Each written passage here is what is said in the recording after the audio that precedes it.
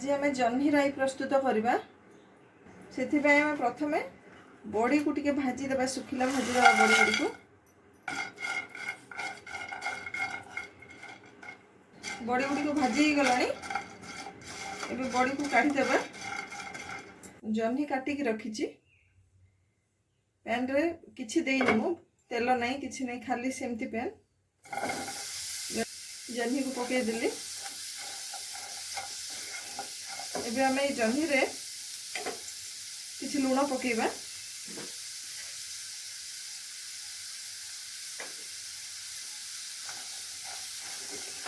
सुखिला भाजुची खाली बिना तेल रे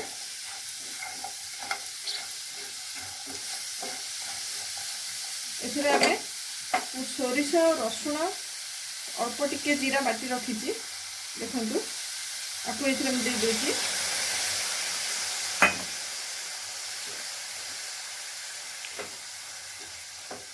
इधर आम अल्प किछि हल्का हलदी गुंड पकेबा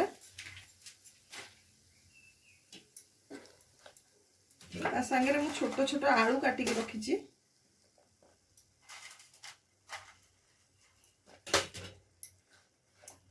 आपको आम घोड़े सीझा दबा मीडियम फ्लेम रे 10 मिनट रखा फुटीगला आपको घोड़े दबा ए जस्ट केवल ता छुंक जी तेल दरकार से आम करवा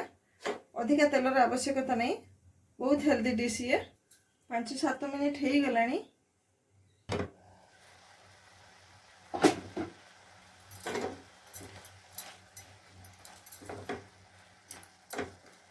अधा सीझी आसला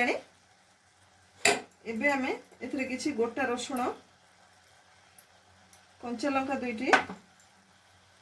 किछि कटा टमाटो पकेबा पुणी आपको आमे घोड़े देबा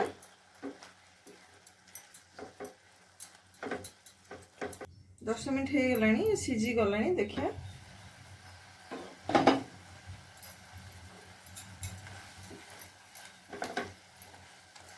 एतिकी थिबो पानी एतिकी थिबो आमे काढी देबा कहीं ना बड़ी पकेबा बड़ी सब मॉइस्चर टाणी नबो पैन गरम हो गलानी एबे आमे राई को बघारिबा किछि सोरिष तेल पकेबा एथरे आमे किछि सुखिला लंका देबा एथरे आमे किछि सोरिष पकेबा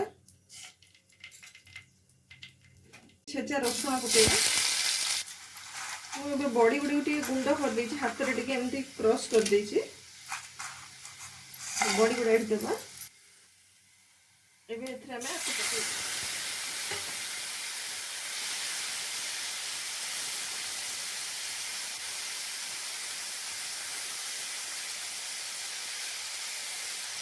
एथरे जो मॉइस्चर अच्छी बड़ी टाणी नेबा एबे आमे आको स्लो रे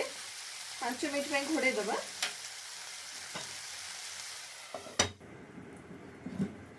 तेज देखा जह्नी राई प्रस्तुत हो जाइए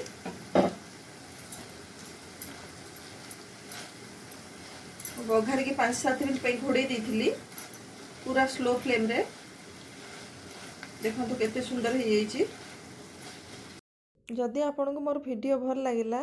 ताले वीडियो को लाइक करिवे चैनल को सब्सक्राइब करिवे एवं आपण सांग साथी को शेयर करि परिबे।